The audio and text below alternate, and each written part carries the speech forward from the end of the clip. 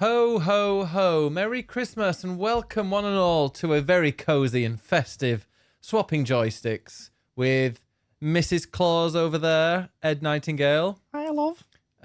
Oh, is she northern? Oh, she's very northern. She is now. And me, the Jolly Green Grinch. I think I'm more of a Grinch than you are. I mean, generally, yeah. But no, I think you like Christmas, don't you? I do, but I'll confess, I do not feel Christmassy at all right now. It's because we haven't got a Christmas. This is the only Christmas tree. If you're listening to the podcast, we've got a very small, very, very small tree. It's about as big as Ed's like bottom leg. I wonder where you're going Calf. with that then, but okay. Yeah. Um, It's yeah, but I don't know. I could get festive. Well, we're going to Winter Wonderland in Hyde Park on Saturday, so that always kind of That's kicks true. off. That always feels a bit Christmassy. Drink a bit of mulled wine. Go on the waltzers. No, I don't go on any of those we rides. will not be going on waltzers. Don't even know what waltzers are. They're a bit like Teacups. but they're the ones where it sort of goes up and down as it goes around. Oh, no. Yeah, they're a bit sick-inducing. Yeah. Especially with I'm the person who's like, go faster, and then you get I the know like that. well, and then you get the random guys on there who are like leaping around and spinning all the cars and trying to get off with the girls. Speaking of like vommy rides, did you see that Alton Towers is like one of its oldest rides is closing? The swinging Blade? ship. Blade, yeah. I know, and they've got a new one coming back. What's it called? Blade 2. No, well, they have a ride Handle. coming back that is basically like Ripsaw, but it's a different build and it looks different, and it's got like a toxic sort of caution and bright green toxic theme. Ooh. But it just like spins on an arm round and round and round, and I'm not interested. No, in that. I don't do Put it rides. in a roller coaster. I don't do rides that are just kind of backwards and forwards. Because I will be like, oh, this is making me feel a bit sick. And the second I feel in my head I'm thinking I'm going to be sick, then the body reacts that way as well. Well, don't ever think you're going to be sick then. No. You have Or a at real least like not around me. hatred of sick, don't you? I Yeah, mean, let's nobody not, likes let's sick. not talk about it, please. No. I can't. It's a deal with it. phobia. It is a phobia. I don't know if I don't think I'd go as far as to say phobia. But I actually, do you know what? I think I would actually. It's an ick. I'm quite scared to be sick. Yeah. And what has now screwed me up is getting norovirus at TwitchCon this year. Because now the idea of, oh, you could just throw up anywhere and everywhere and it could happen really suddenly and you can't stop it. I now have a genuine fear of just walking around and it just happening out of nowhere. You could throw up out of your mouth and your bum at the same time like you were doing. And I do not wish to do that again. Like a Catherine wheel. No. I don't know. I don't, obviously, no, I Anyway, hate we vomiting. should stop this conversation. Yeah. This is a podcast about video games. I hate vomiting, but sometimes, like, if you've got a bit of a bad stomach, going to the loo and just everything falling out is actually quite liberating. Yeah. Whereas vomiting is never nice. It's never liberating. No. You might feel a bit skinty afterwards, but it's not worth it. It's not worth it. No, I'm not interested. Where were we? Anyway, yeah, video games. Christmas. Yeah, sure. Don't vomit Christmas. Don't drink eat too much. Well, actually, do drink too much, especially if you're with family members. Yeah, it's needed. Don't eat too much. Just eat and drink as much as you want, and if you vom, then you're just making more room for some more. So keep going. Sure. But don't get norovirus, because that's not fun. No, that's not. Did you say that you've ordered advent calendars for us? I have, and It's way past the 1st of December. oh yeah, we're gonna have a feast when it arrives. Is it? Oh, is it a food related one? Maybe. Well, I mean chocolate. Oh, okay. But the theme, I will have to. Unfortunately, I was going to surprise you with it on this podcast, but apologies if anybody's listening to this at work or something. But I've started something. I'm fucking sorry. yodel. I could yodel as loud as I want, and they Yodeling. still wouldn't hear because they're so fucking far away. They said that they were going to deliver it yesterday, and I said, don't, because I'm not in and I want to be there, when it arrives. Because I like today, your Christmas present from my parents arrived, and it came in the box where it was from, so it's very obvious. So I just like, but it said like we've got it. When do you want it? And I was like, okay, I'll do it on Thursday. And then this morning they sent me an email saying, yep, between 2 and 4 your parcel will arrive. It was great because the other thing, So the Christmas present for Ed, which is something different, that from my parents, that was due like between 6 and 7 this evening and arrived at like midday. So you went downstairs past the post box without me. It's just assuming it wasn't going to be there. I had to text and you were Ben like, and just say, "There's a package, and it's got your dad's name on it, and I feel like I shouldn't have seen it." yeah, and it says Pro Cook or whatever. Is it Pro Cook? Yeah. Yeah. So you're like, and it's the shape of a frying pan. What could it possibly be? But anyway, yeah, no, this was you. And then 2 o'clock came, and I'm like, oh, okay. It doesn't say there's no map or anything like that. And then it got to like 5 o'clock, so obviously an hour past the delivery window. And I looked up and I was like, oh, it says it's in your area now. It wasn't particularly, but it was like 21 stops to go. And then about an hour later, I looked and it said 19 stops to go. I'm like, this is very slow. And then a little bit afterwards, it went back from out for delivery to just, we have it. And sorry, we missed you. I was like, you didn't fucking, well, you missed me because you were nowhere near where I live. Because you didn't bother to come to the door. Yeah. So, no, they didn't. I don't think they came anywhere near the place. I think they were just like, I feel that Yodel, this is my guess, and I feel that Yodel are incredibly cheap arseholes with the people that work for them, and they give them like 100 parcels to deliver in a time frame that you can only realistically deliver like 50, and they probably like don't pay them anywhere near as much as they should do. I just think it's a really, really scummy company. And is there basis for that? Yeah, because everybody has that issue with Yodel. Okay. Apparently, though, a lot of people I with just Yodel feel like, get... you know, as the journalist here, I should do my due diligence and due diligence and you know, double check the facts here. Oh, I mean, they're assholes. No, I imagine the management. What is your source? Where are your facts? The fact that it was like 5 p.m. and this poor person had like 20 deliveries to go. That is not somebody that's been given a good workload. Well, maybe they started their shift late. Well, they don't deliver past 6 o'clock. It seems. I don't know. Wow. Whenever you Google Yodel, it's like, well, I think anybody that lives in the UK knows that the second Yodel has their hands on your package, you don't know when it's going to arrive or if it's ever going to arrive, and don't make a joke out of that. Are they better or worse than Every? They're worse than Every. Do you think? Yeah. Every, I found that when they deliver, the day that they say they'll deliver, they deliver. It might be completely at the different time, but they do say that they do deliver on the day that they say. Oh. Also, Every was what delivered your pan this morning, so told you.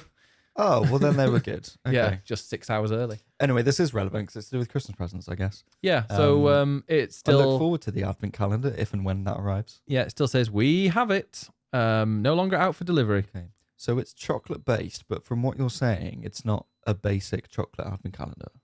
You'll have to find out. Stop being... You don't need to kind of guess and ruin the surprise. This is what you do all the time. Whenever there's a surprise for something, you kind of guess what it's going to be and what it would... So... Like, if I imagine you probably predicted what my parents were going to get you for Christmas. I mean, when I saw the package, I did. Well, I know you did before, but like before then, you probably like, I'm not going to buy it. I mean, there's an obvious theme. But yeah, I don't know. When it comes to gifts and stuff, I'll be like, oh, I've got you this really nice surprise, and you're like, oh, I thought you might get me this, and I'm like, oh, because you kind of like to analyze and predict and guess, and whereas I'm like, I'd want to go in. I don't like to. I just can't help it. Can't help me. No, whereas I will turn my brain off. I won't even think about like any gift that somebody's given me because I want to be genuinely surprised when I get it. And I can do that by not thinking about it. Well, you're getting nothing from me this year. I know. Same as last year. What did you get? No, thank you very much. Mm-hmm. You got stuff last year. I don't remember what it was, but you got stuff last year. Actually, we're going halves this time, aren't we? Well, we are. We're doing a joint present. It's not that we're not doing anything. Yeah. We're going to go for nice fish and chip supper. Yeah. No, we're going to get a Dreamcast. We are. Because we've never had one before. And why not? It'll be a fantastic hour of entertainment when we unpack that. Hour? Well, I'm sure it'll be all right. We saw a bit of Crazy Taxi. Okay. Would you play that for hours? We can maybe, swap the pan and play together. I thought you said swap the pan. And I'm like, you're not... No, swap the pad. We can swap the pad. Swap the controller. Yeah. What games? Yeah, if you've got any suggestions for games that we get for the Dreamcast, do let us know. I really want Res, but it seems to be incredibly rare and £100-200 if you want to buy it. So basically, when we went to Japan, if you didn't know, we went to Japan. Oh god. And we've now got really into retro games. So the Dreamcast is the one console that neither of us have ever owned. No, and we were looking in Japan for like games to buy, but they didn't have that many Dreamcast games. I don't think it was actually very popular in Japan. There was that really good. There was that shop that had tons of them. None of them were Res. You know the one that played the K-pop song. That sounded like Splatoon, but okay. I'm still impressed, but it's also kind of weird, slightly arousing, and wrong at the same time. You're welcome. Anyway, yes, we saw quite a few Dreamcast Just the games. Ed's Octolings. Octoling arm. I've seen your Squid Kid. Anyway, Yes, Dreamcast games. Don't go into don't go into the bedroom with a black light. It's like Inkopolis. That was a tenuous joke. Yeah. Yes, Dreamcast games. I mean, there's quite a few I know I already want. The obvious one being Sonic Adventure. Yeah. Which I appreciate is a terrible game. But when I played it on Dreamcast as a kid, I loved it. Because I went to friends' houses and played it and was like, this is the best fucking thing in my life. I know what game I never want. owned it. I know what game I want. Virtua Tennis 2. Which I know is out on like the PS2 or whatever. But I want it on the Dreamcast because it was originally like a Sega arcade game. So then the move to Dreamcast is just the natural one. Yeah. Also, I love a tennis game. Especially like old school ones. Yeah, you've got a weird fascination with that. It's just hitting it back. You just like balls. I do like swinging. It's like Pong. Just love a bit of Pong. Pong is so boring. No, yeah. Pong's annoying because you could just miss it by a tiny bit, whereas, I don't know, tennis, yeah, it's just as, I don't know, there's a bit more skill in it. Pong is almost as boring as Tetris. How dare you? Tetris has different shapes. Pong has just one. I know how to piss you off. I freaking love Tetris. Tetris effects. Although I want to get Tetris Forever. No. Well, yes. Well, you can enjoy that by yourself. Okay, fine. Is there a Tetris on the Dreamcast? I don't think so. I mean, by all means, Google it. I will Google it. I also want to get Soul Calibur, which you probably don't care about, but it is the best fighting game ever made. So good. I want to get that. Still, and I want to get Power Stone, which is also a fighting game, but it's like an arcadey fun one, which you might enjoy. Wrong. Is there a Tetris on Dreamcast? There are apparently quite a few. Oh, okay. There's one called Sega Tetris. Interesting. For the Sega Naomi and the Dreamcast. What the fuck's the Naomi? No idea. Oh, arcade. Arcade. Yeah. Yeah. But it's the name of their arcade card that was in their machines. Yeah, and there's also The Next Tetris. Is a puzzle game, really. And it was PlayStation, Dreamcast, and Nuon, which I'm guessing maybe is another arcade. But it received a score of 6.5 out of 10 in IGN. Oh, that's not very good, is it? Eurogamer gave it 5 stars. No, I didn't. Didn't have that then. Wow. But yeah, Tetris on Dreamcast. Apparently, Tetris on Dreamcast was the original blockbuster. Also, yeah, Tetris 4D. Do you know Tetris 4D? I've heard of it. Yeah, I think that was Dreamcast. Plenty of them on there. Oh, well, there we go. I think actually Tetris 4D is a Dreamcast game by Bulletproof Software. So there you go, Tetris 4D. Only for the okay, I need that. I know what I'm going to be playing over Christmas. Well, there's also one of the best RPGs ever made on the Dreamcast. Oh, is it Shenmue? No, but that was the next one I was going to say. Because that I've never played, and I genuinely want to play it. And that will be hours long, and it's probably awful, but I really want to play it. Where's it set? China. I love you like, oh shit. I think. Or maybe it's the sequel that's in Hong Kong. You saying Hong Kong is China? No, I'm not saying that. It's just, I don't think it's set in Japan, but it is obviously a Japanese company that made it. Or maybe it is, but then they go to China. It is. The story follows the teenage martial artist as he travels through 1980s Japan Oh, it is Japan. and China. And China. In pursuit of his father's killer. Yeah. So actually, I was fully correct saying both. Well done. Yeah, you're welcome. Well, you get paid for your. I do. Video Don't worry. game Don't worry. knowledge. The quiz is yet to come. What about Shenmue 2 then? Where's that set? I think that one is China because that's when they move there, or maybe the third one is when they go there. Oh, his journey takes him to the player controls the teenage martial artist Ryo Hazuki as he arrives in Hong Kong in 1987 in pursuit of his father's killer. His journey takes him to Kowloon and the mountains of Guilin, where he meets a girl who is part of his destiny. Of course. Now, final little quiz. Where is Shenmue 3 set?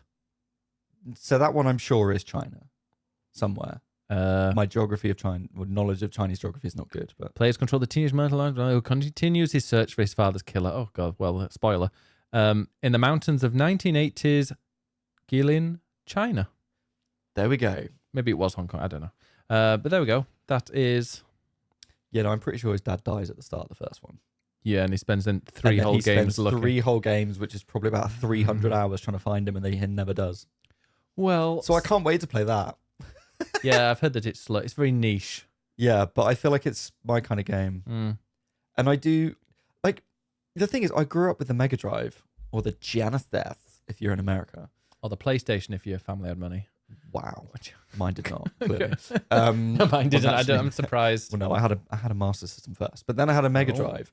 And then I grew up with Sega, and there's something about the sort of bright, colourful Sega aesthetic and the sort of vibrant arcadey music across all of their games that I've just always loved. The person I work with, he's I won't tell you what his position is, but yeah, he's quite high up. And I would mention I've got a chat with Sega, and he just went Sega. Yeah, he doesn't even play games now. He knows the Sega thing. Yeah, yeah. No, that was literally turning every game on in Sega all the time. Yeah, I I never owned a Sega machine. Not one. Not a single one. I've never owned a Genesis or a Saturn or a Dreamcast. Well, the Saturn will be the next one we get after the Dreamcast. We don't need to. And there are no good games on it. We don't need to because we're going to hopefully get the Polymega when it's finally in stock. And then Wait, does that play Saturn? Yeah. And PS1? Yeah, and Genesis, Mega Drive, and Nintendo 64 as well. Okay, because there are a couple of Saturn games. Was there a Batman game that was good? No. Okay. Streets of Rage. That's Mega Drive. No, that is fucking good.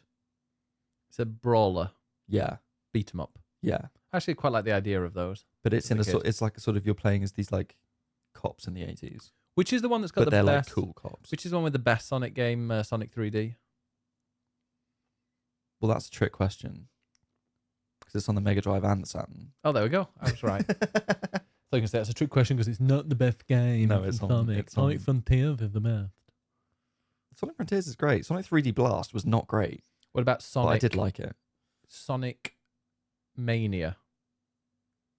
That is... You never finished that, did you?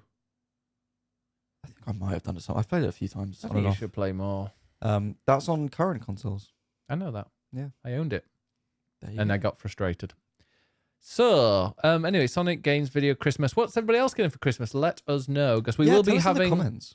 Yeah, we will be recording a couple of episodes in advance, more than in advance than we normally do, because we normally record it the day before, but we will have a couple going up over Christmas and New Year while we have our break, including the Game of the Year podcasts. One for our awards and the other one for the top 10. And we want to know what you've been doing, but we'll post that in the Discord. Go to discord.gg/biggestbennis if you would like to join that and be able to take part in like what you've been playing, your Game of the Year list and various other things. We'll do we'll make sure that we ask those questions. Yeah. If you've got suggestions as well for the awards, then let us know. I think we should be slightly sillier than just best graphics, best story. I think because that's a bit dull. Yeah, we should have maybe we could create our... Well, there are some, and I was listening to Jeff Grossman, who's a great... Oh, here we go. Yeah, on our rival podcast. And he was saying that the reason why game awards and stuff are reluctant to have like best expansion. Do you know why? Tell us. Because award shows, when they introduce new awards, need to be like sure that that award will stand the test of time and it's not just going to be around for 1 or 2 years. Oh, 100%. Whereas a best expansion, there might be a year with like no notable expansions and stuff. Like that's why people bring out the Shadow of the Erdtree. It shouldn't be in the best game. It should be in the best expansion. It's like, okay, cool. We had a couple of good expansions this year, like Destiny, the Shadow of the Erdtree, and Dawn Trail. Dawn. No, yeah, It's Dawn. an expansion. Yeah, but is it the best? But also an Alan Wake. It's an expansion that exists. An Alan Wake. But there are some years where they don't. So it's like that you need to have something that either we'll have as our jokey one-offs, best game featuring a rodent cop or whatever, if there's a game with that in that we loved. But also maybe we'll have ones that kind of stand the test of time, like the catchiest song. I quite liked that catchiest song. Do you know what? If you go back to the Eurogamer newscast that was recorded a week ago, I made that exact same point. Because I told you about a week or 2 ago. No. Because I listened to the podcast about 2 weeks and I came back and told you that. I came up with that opinion by myself. Thank you You very maybe much. thought that you did, but I planted that seed, and as it I grew, think you're fine. you spread that I seed. think you're fine. I came up with that very idea myself. Really? Yes. Because I was like, next year there could be no good DLCs. Pretty And sure then I it's said like- this exactly to you. And then after it's like, well, what counts as a DLC then? Because or expansion? Because you can't have Shadow of the Erdtree going up against like, here's some nice hair that's been added to a game. Infinity Nikki. Yeah. Well, I heard that was weird because I obviously don't listen to the Eurogamer podcast, but I was listening to the Jeff Gerstmann. I get no support in And my when career. No, you're traitorous by being on that. You've been on this podcast longer. I get paid to be on that one. You get laid to be on this one. Do I? Sorry, I've had coffee today. I'm full of energy. Clearly. But no, I was listening to that. It was on the Jeff Gerstmann. And I came back and told you about that. And then you must have thought, oh, wait, this is a brand new idea. It was a brand new idea in my mind. Oh, well. Anyway, but it's a good point. That's all we can say. It's a very valid and good point. Yes. But Anyway, yeah. Shadow of the Erdtree Game of the Year. No, because it's not a game. Best thing that wasn't a game. And we can put like music in there. Expansions. What, anything so it doesn't win. Yeah, hair. No, I'm sorry. It's the best thing of the year. I haven't played it, so unfortunately, the So most your it can get, opinion the is most it can invalid. get is a 5 out of 10 from us. No. It's a 10. Well, no, but I don't. But my 5 hasn't gone Well, I'm putting towards my it. foot down. It's a 10. Good luck, welcome. Well, I mean, I hope you're all looking forward to the Game of the Year podcast. Oh, God. I know which one I would. I think I know already what it's going to be. Do you? Yeah. What? I'm not telling you now. I mean, I think I know which one you think it will be, but who knows? Okay. A short one, you're thinking? Well, it should be Shadow of the Erdtree. No. Who knows? I mean, today there's the early access for Indiana Jones. So who knows? That might be fantastic. Could be. Shall we talk about what we have been playing that's fantastic Yes. and out this year? Let's talk about what we've been playing. Shall I start, or do you want to talk about what you've been playing? I think you should start because I've been speaking a bit. But tell us about this little Apple Arcade game. Yes, I can finally tell you about the game that I've been playing for the last couple of weeks because it's now available and my review is out, so you can all go read the review. Yes, I've been playing an RPG called Fantasian Neo Dimension. I mean, that takes a What point the off already. fuck is that? Fantasian Neo Dimension. Is I that hear with you cry. Mickey Mouse? No, that's Fantasia, Oh. the film. Oh. Yeah, this is different. This is, as you said, an Apple Arcade game that was released back in 2021, I believe, and has now been re-released on PC and consoles. So it was Apple Arcade exclusive. So not even just you can buy it on a phone. Literally, you had to have the subscription for Apple Arcade. Bargain. And that's why no one played it, because no one is subscribing to Apple Arcade. You did, and also Apple Arcade. I did because it was free. Apple Arcade is fantastic. Oh, it is genuinely really Like, good. I'm all not the- knocking it. It's just no one's bothered. If you want, like, it's the only Latro's place on there. Yeah, I mean, it's the only place where I find that you can play video game. You can play mobile games that don't have loads of. They don't have any microtransactions. Yeah. So there's like full games on there. There's mini motorways, whatever came up there. Yep. Mini airports. What was it called? Is it mini airports? I don't remember. Mini motorway. What the Golf was on there or is on there. What the Car I think is there. The Hello Kitty game is on there. Yeah, that's fantastic. Island Adventure. Yeah, that's the one I do have right. I do know. There are loads of fantastic games on Apple Arcade, and I just don't understand how it's not really, really popular. because it's an Apple mobile thing. Yeah. That's why. Well, now there's one less reason to get it, which is Fantasian, which genuinely was a reason to get Apple Arcade. So this game is essentially a lost Final Fantasy game. Nope. It was sorry. What? Yodel replied to me on Blue Sky after me ranting at them. Oh, saying sorry, we'll be back. Could you send us the code? Because it still says arriving today, and I'm like, it's 9 p.m. We're recording this. It's not arriving today. Okay. Well, we'll see. So Fantasian. So it was developed by a studio called Mistwalker, and Mistwalker was set up by Hironobu Sakaguchi, who was the original creator of Final Fantasy back at Squaresoft originally. And this is essentially his new studio, and I say new, it was set up for this game, which was meant to be his last ever game. Now, he's since said, I might make something else. And I sort of hope he does, because this is actually a really good game, and it shows that he still knows what he's doing. But yes, it is Sakaguchi. And then the music is by Nobuo Uematsu, who was the composer of the Final Fantasy games. And also, this specific version on PC and console has been published by Square Enix with producer Naoki Yoshida of Final Fantasy 14 and 16 fame. So it's basically sort of a bit of a homecoming, really. You know, Sakaguchi left Squaresoft years ago. He's made his own development studio, made this game that is very heavily influenced by Final Fantasy, and now it's come back to PC and console with Square Enix at the helm, which is nice. It is a very good game, but it is also a very niche game and very hard. What was it? Because I'm just looking at, Balatro, you're right. Also, Solitaire. Football Manager 2024 Touch is on there, which I actually played quite a bit of, and it's the whole game on there. Yeah, the Balloons, Angry Birds is like the ultimate version on there, is Wheel of Fortune Daily, which I want to do. Yeah, Hello Kitty, Hill Climb Racing, NBA 2K25 Arcade Edition, and Sneaky Sasquatch. Also, we both played Monument Valley on there as well. So, that's good. Sorry, just to take that away. But yes, that's Apple Arcade. Apple Arcade. But yeah, you're right, it's niche. One thing that Eurogamer comments kept saying all the time was about they love or they hate the dioramas. What is a diorama, Ed? Well, so there are a couple of things with this game that are particularly unique and sort of give it its identity. And in general, it's very old meets new. It is a very old school, hardcore RPG, but it has some interesting new ideas with it. And one of them are the dioramas, which were basically handcrafted models of the environments in the game, which is how they made them. So they didn't design them digitally on a computer and whatever. They made actual physical models of all of the environments in the game, and then took pictures of them all, and then digitalized the pictures, and then added character models.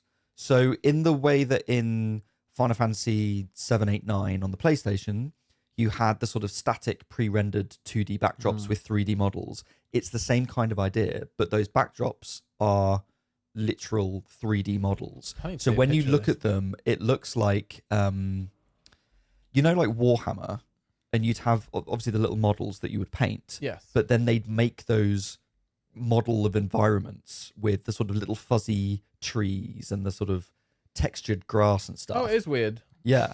Like that's a real thing. So we've got it up on the screen. That's a real thing that they made, which genuinely looks really pretty and gives it its unique look, because nothing else looks like that game. So that is what gives it its identity. And with that, it then has the sort of static camera angles.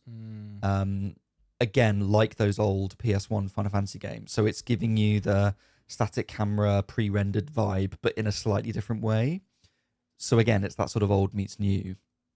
I personally really like it. What I'm less keen on are the 3D models, because they've got this sort of exaggerated anime kind of style, and I'm not actually a massive lover of the character design. Wow.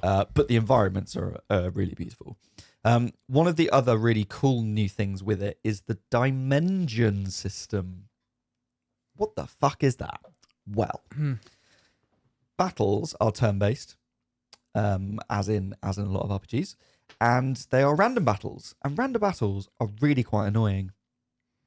Yeah, I'm playing I'm playing Dragon Quest 3 HD, and Spoiler. Am I? Is it? Well, are you going to talk about it? No. Okay. Because I finished another Dragon game instead. Sure. But that, I don't know. I feel like it's the perfect amount of times that. I wonder if, and I don't know if they do, but just from experience, if you're a little bit over leveled, I feel like the random battles don't pop up as much. And if that is something that they've done, then that's actually very clever. That is very clever. A lot of the time, the random battles are either too frequent or not frequent enough, and you don't level enough. And it's just a hangover from old school gaming, basically. So what this game has is the Dimension, which is this weird little device where essentially you can collect random battles. So the first time you meet an enemy, you have to battle them. But once you've battled all the enemies in an area, all the different enemy types, they then sort of flash up on the screen and they get put in the Dimension. And what you can then do whenever you want, at any point, but also there is a threshold, you can then battle all of those enemies you've collected at once. So rather than sort of being constantly interrupted by random battles as you're exploring, you can just keep going. And then at a point that you're ready, you can hit a button and then just clear all of those battles in one go.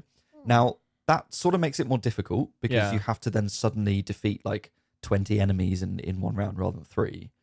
But not all of them come up at once, A. And B, you sort of battle in this weird void where there are buffs. So you get buffs to increase your attack, or you can steal extra turns in the turn-based battles and things like that. So you get help. It was like a 3D battle. Like you could throw an attack and you'd hit like the 3 people behind it.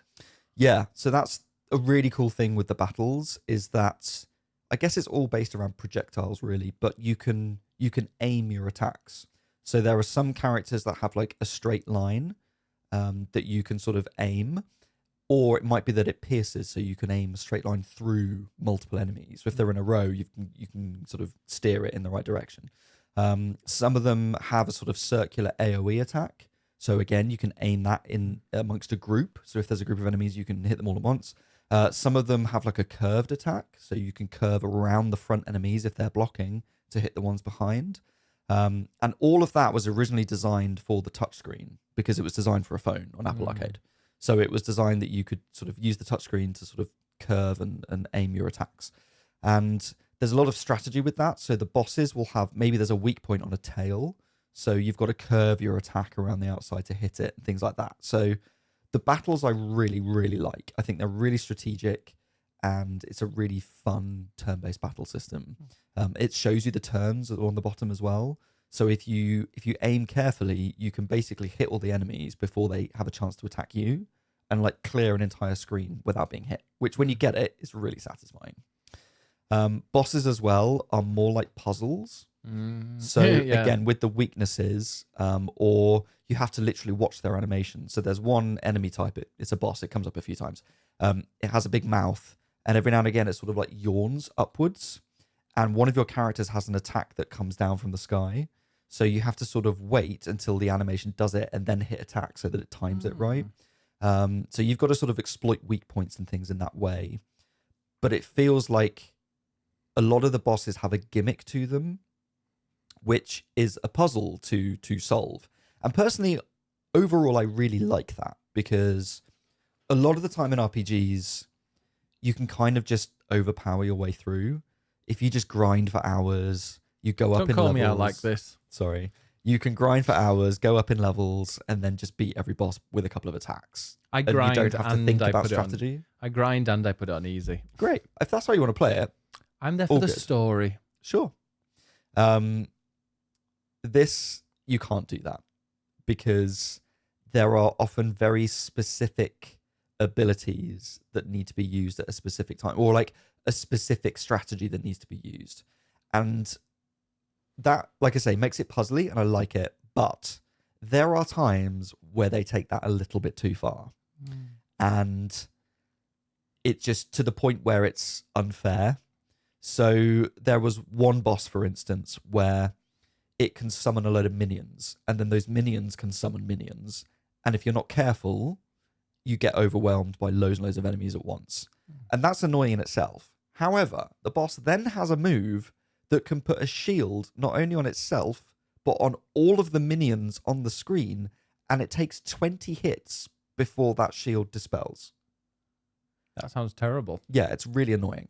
So essentially what you have to do is use as many AoE attacks to kill the minions before it has a chance to do the barrier, so that then it only does the barrier on itself, and then you can do loads of multi-hit combos to try and get it down as quickly as possible. But if you don't time your attacks right, it will do the barrier on everything, and you're like, great, I'm fucked. Or there was another boss where, again, it summons minions, but if you hit a minion, they all explode, and you basically instantly die. And the way to get past it is there's one character that has one move that is hidden away in a skill tree in the corner, where you have to, it's like a vacuum ability, and it allows you to sort of suck up enemies and move them out the way. So you can use that to move them out the way and just hit the boss that you need to. But if you don't have that character and that skill, Oh, was that the one where you haven't were worked it getting out, stressed out at? I mean, there were a lot I got stressed out at. If you don't have that character and that skill, then you literally can't do that boss. There's another one where it's a boss that summons clones, and it does that annoying swapping thing, like with the cup and the ball, and you swap them and you've got to work out which is the real one. Yeah. It does that, but it swaps them so quickly that it is genuinely impossible to work out which is the real one. Didn't Final Fantasy 16 have something like? No, what was the game I was playing? Metaphor. Yes, Metaphor. Metaphor had that. Yeah.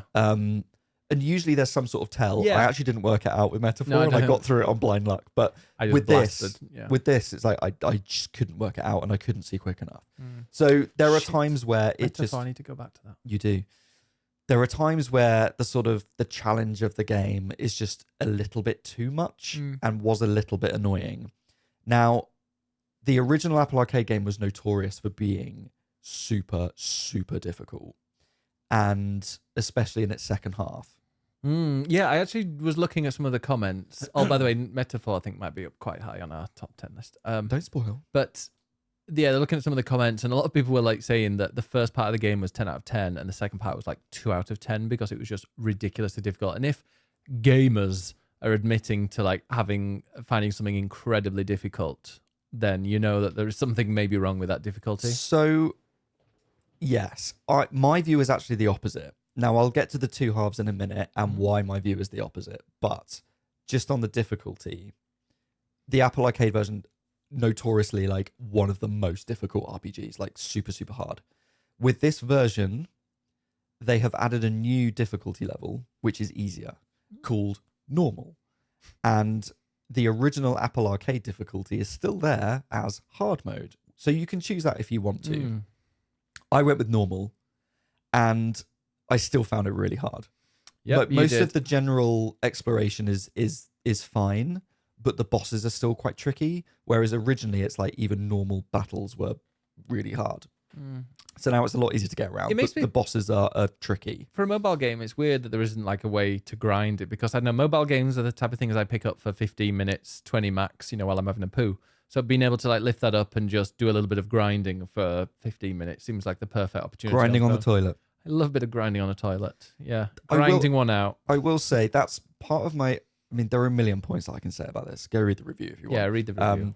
But yeah, for me, it's sort of... It was clearly designed for mobile with like the controls and things and the visuals, which I was playing on the Switch, and playing that on the TV blown up, the visuals don't look great. Ed, have you tried on PS4? I did not have an opportunity to do that. So yes, it is on PlayStation and Xbox as well with 4K apparently. But the performance also was not great on Switch. So I'd maybe look at a different version. But like you say, this is a full proper RPG, and to have that on a mobile is quite impressive, but it's not very bite size. So it doesn't really give you that short session vibe. I would have loved something like this as a kid, and you can sit in bed if your console was turned off by your parents or something, and you can sit and play an actual RPG Yes. on the bus to school or chill and like in bed or whatever. But like now, that's not the perfect place to play a. Well, that's why I went with Switch, because I can play it handheld. How many hours? It's a good 60, 70. It's like this is a full extensive RPG. So the 2 half thing, basically, when it came out on Apple Arcade, they released it in 2 halves. So the first half came out, and then a few months later, the second half came out. And the 2 halves have very different vibes. So the first half is very linear, standard kind of RPG, following the story, boom, boom, boom. And it's fine, but for me, the story is the weakest part of the game. It is very typical Final Fantasy stuff of science and technology versus magic and religion, and there are sort of godlike beings and whatever else. Metaphor. And sort of. And there are loads and loads of Final Fantasy references, which on the one hand are quite fun to pick out, and on the other hand just highlight that this is really unoriginal. So there is a spiky-haired protagonist who you keep saying looks like Nia. And then somebody else was like, in black and white. Yeah, and somebody else was like, "Oh, is it in the same universe as Nia?" And someone in the comments was like, "No," and also it's a guy.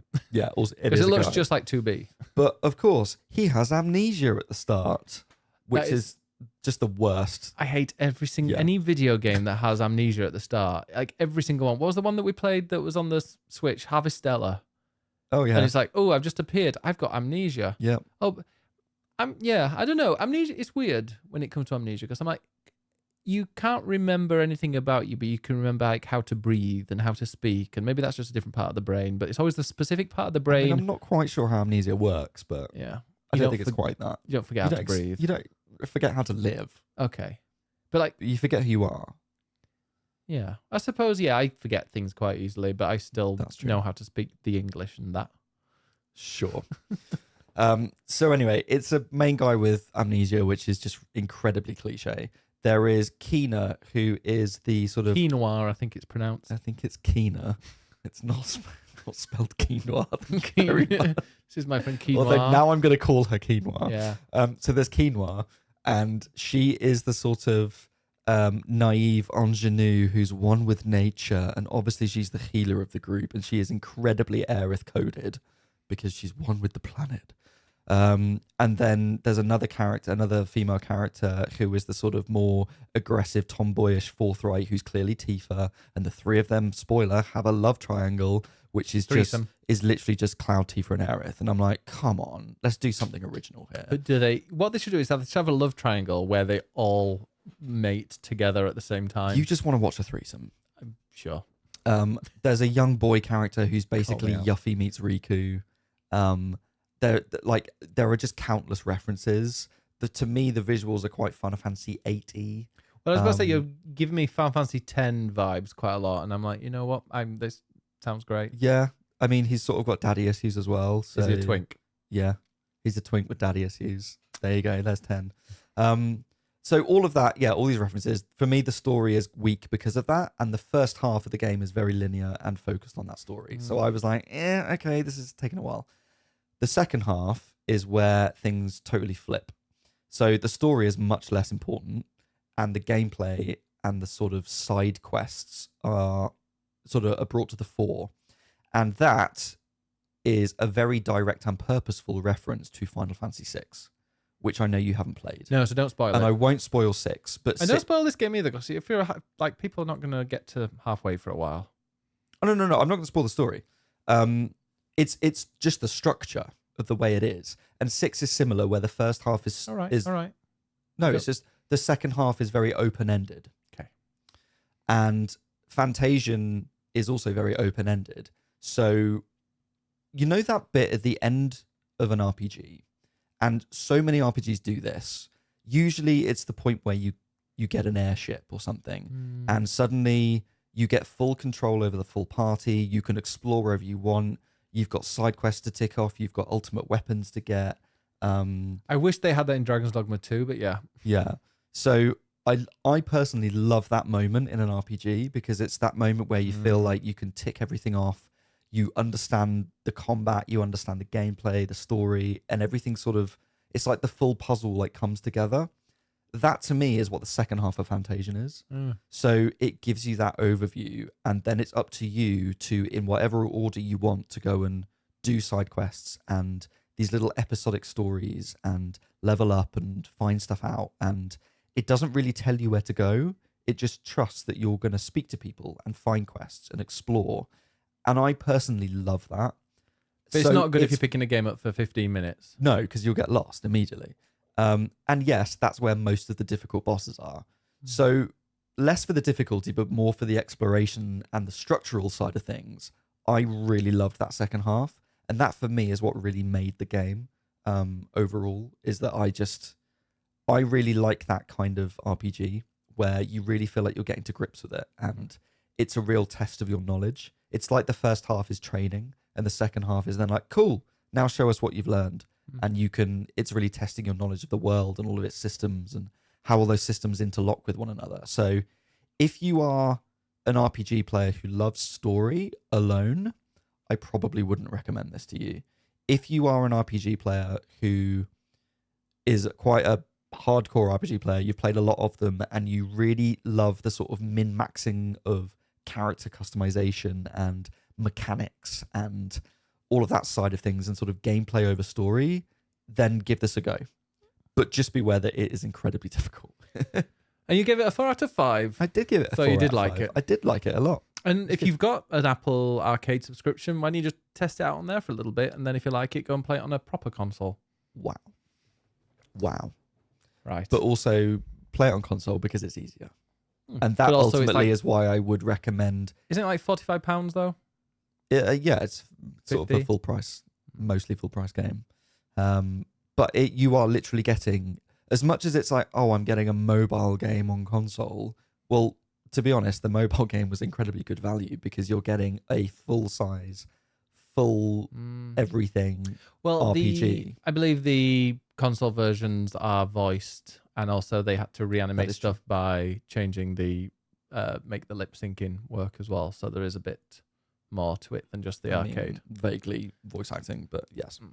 Anyway, let's move on to a different game finally. Yes. So How dare? No, I like you're passionate. I am. Well, go read the review because I said all of that, but in more detail. More detail? Yes. Yes. Well, go and check it out. Yeah. I've played one of the game this week, but I'm going to save talking about it until next week. Can you tell us what it is? I'm going to keep playing it. And that is Dragon Age The Veilguard. Oh, yes. Teaser. Which, teaser, I don't think is great. However, I'm still really enjoying it. You know, games are meant to be fun. They are. They don't need to be work of art. Like, some people enjoy reading a Dan Brown book. I like a Dan Brown book. I know that it's not kind of George Orwell-esque, kind of multi-layered, all sorts of this stuff. It's just an enjoyable thing. Yeah. So you can enjoy stuff like that. It's perfectly enjoyable. Look, you know me. I love like a 7 out of 10 game. Yeah. Like, I platinumed Sonic Frontiers. I loved Forspoken. Like, I love a 7 out of 10 game. And sometimes I'm very happy to play something mindless that is just fun. And to me, that is so far, I've only played a couple of hours, but so far that's what Dragon Age is to me. And that's fine. It's not going to be a 5 out of 5 game from me, but I'm still having a good time with it. But I'm going to be playing a lot more of it in the next week, so I will talk about it next time. I played a little. And maybe my opinion will change. I played a little bit of Infinity Nikki this morning on the phone. A bit of dress up. Yes. It's a gacha game. It's just, I don't know, I've only played a little bit of it. I did like the tutorial and got through to the bit where it's like, hey, here's all the things you can buy. And I don't think I'm the target audience. I don't particularly like dressing up games. Who is the target audience? Oh, I think there's definitely a big audience. I think people who don't particularly want real difficult combat and RPG mechanics, because like Honkai Star Rail is the big, the turn-based. It's very like I played a fair bit of that. I had no idea. I still have absolutely no idea what all the various systems are in it. I just knew, this is pretty. I'm going to walk over here, I'm going to walk over there, and I can play a pretty game on my phone, and it's turn-based, so I don't need to kind of worry about platforming or whatever. So I enjoyed that, and then I think I got to a bit where it seemed a bit like a kind of Final Fantasy 14 dungeon-esque, where I think it wanted me to go in with other people into this mission, and I was like, this sounds complicated, and like I'm on my phone. Is that where you gave up? That's where I stopped. I didn't give up, but maybe one day I'll go back. Okay. And and then Genshin's obviously the Zelda-esque, not clone, but like it's influenced a lot by Zelda, and it includes like platforming and jumping around and stuff, which I can't quite work with the touchscreen on a phone very well. This is also like touchscreen, and it's not turn-based, but it's Nikki. Infinity Nikki. This is a gacha game involved with dress up, and so far the dresses that I've got are ability dresses. So you have one that'll give you, I don't know what it's called, but it's like it enables you to jump and float. So you can kind of do a double jump float. Like Peach. Yes, I trust that's correct. And you've seen Princess Peach? I haven't played any Princess Peach game. Well, you've surely seen her in Mario games. In Mario Kart, but I don't know if she floats in there. Oh yeah, she puffs her dress out and floats. Oh, good for her. Yeah. And then there's another one where you can kind of suck out the poison from things that require, what's it called? Like purging. You can purge the badness from things. With a dress? With your dress ability that you have. But yeah, no, I did that. And there is some kind of platforming, and it was a little bit, it wasn't too fiddly, but my phone was a bit kind of, what are you doing? Why are you putting so much pressure under me? Because it's the 13 Pro Max that I've got, and apparently that's no longer a new phone. So it's not. No. It is on console and PC though, right? It is, yeah. In fact, they prompted me, it's a bit annoying because they prompted me to sign in with PlayStation, and I was like, I'll do that so that if I do like it, I can go and switch over to PlayStation. So I clicked on that, and I don't know if yours is the same, but I log in now with a passkey, and so it's just recognizes your face, but it does the in-game browser, which then wouldn't use passkey, and then it was like, oh well, send it to a normal one, and then it sends it to somewhere else. It's impossible to sign in on PSN. Oh, that's annoying. I found. So I don't know if you have to link it separately or on a computer. But anyway, that was a little bit of what I played, and you started having, you craft your dresses, and there are banners, which I still have no idea what a banner is when it comes to gacha games, and I've played enough of them now to kind of be a bit embarrassed about it. But I think a banner is a thing that is like an event. It's a thing. I think it's an event. Okay. Or it's like I don't know. It's like a slot machine that you can pull, and then it'll give you something from it. And there are different banners, and I think the banners have different options that they can come out with. A bit like the Pokemon trading card game, maybe it's like a pack, and you've got certain things that you can get in each pack. There are probably people listening and watching going, oh, well, actually, it's this. Oh, I'm How sure. do you not know that? Do you care? Well, I think it's weird because you were talking about who it's aimed at. I think it's aimed at, oh no, I don't want to stereotype, but I think it's aimed at people who don't really want something that's full of like action or difficulty, and they want to have a pretty lady. And whether that is fellow gay men like us who like to make their divas slay and work, or whether it's young girls and kids who just want to play dress up. But it involves gacha, gambling mechanics, so don't let anybody under 18 play this. So, again, like, I don't want to stereotype either. I will say from what I've seen, it's predominantly... Dirty old men. No, it's predominantly aimed at women and young girls, I think. It is, and it doesn't have... It's a very, like, effeminate and I don't want to say typically girly, but if I say that, you sort of know what I mean. As opposed to like sexy anime women sexual. for men. That's the thing. That's the distinction I just want to make. There's no near crossover gonna happen. There's no excessively sexiness. I mean, it is kind of like just this slim little lady jumping around. But is she with Nikki? frilly dresses. Do you play as Nikki? I think she's called Nikki. Okay. And there were dresses, and I think there were dresses based on elements maybe, but the water element was 100% the Elsa costume, like an Elsa costume from Frozen. I was like, is that the Frozen crossover? And it's like, no, this is the waves. I'm like, that's definitely Elsa. So yeah, I played a bit of that. I've played about 45 minutes of it, so you're getting a lot of conversation for 45 minutes. Give it a try. Give it a try. Just to see if I can make her work and slay. Yes, she is working by opening boxes and crafting dresses. That is her working, and she's slaying some animals with her purging moves. Because there's a little bit of combat and a little bit of platforming. I don't know if it gets more extreme later on, or I don't know. I need to go and play a little bit more, and the more I'm talking about it, the more I'm like, you know what, I might just give it a little bit further.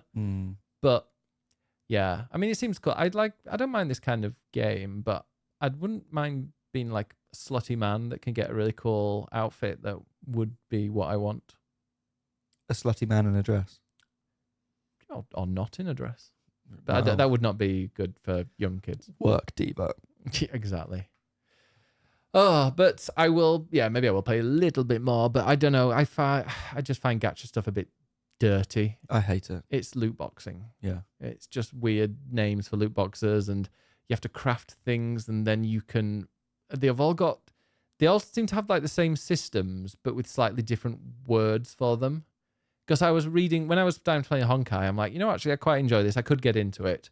And I had no idea like how I was meant to use these random, there was multiple skill tree things going on and crafting stuff and these buttons. And I looked for guides and they were like, oh yeah, these, I don't know, these glow orbs are just these from Genshin, but they're just called glow orbs in this one. And I'm like, I don't know what they fucking are in Genshin, so I don't know what this is. I think that's more my problem with gacha. I mean, I don't like spending money for randomized things and all that. Like that's I don't know. I don't mind. Like Pokemon trading card game, I have spent about 20 quid in since it came out.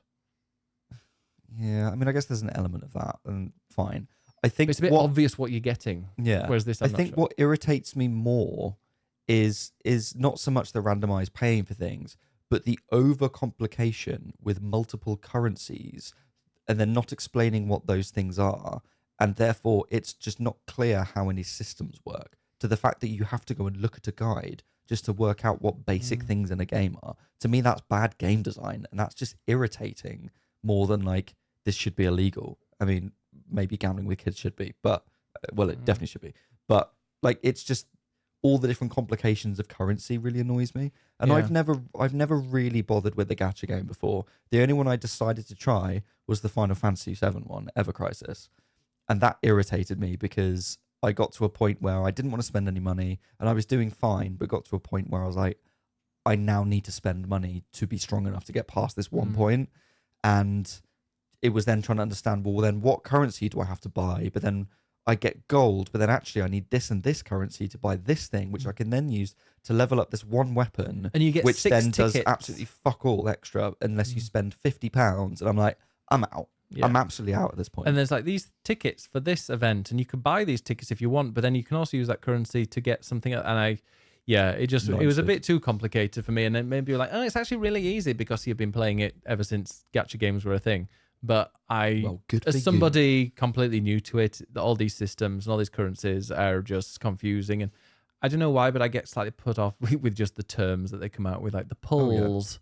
Oh, I got an amazing pull, and the banners and this kind of stuff. And I was just like, no, this, I can't remember what the other words were, but like I was leveling up my characters in Honkai, and you could only level them to level 10 or 20, and then you had to do something else to them to be able to get it past that. And I just got confused. And I mean, not to extend this point too much and rant about mobile games, but this is sort of what annoys me about mobile games, because so many mobile games are based around gacha and monetization in that way.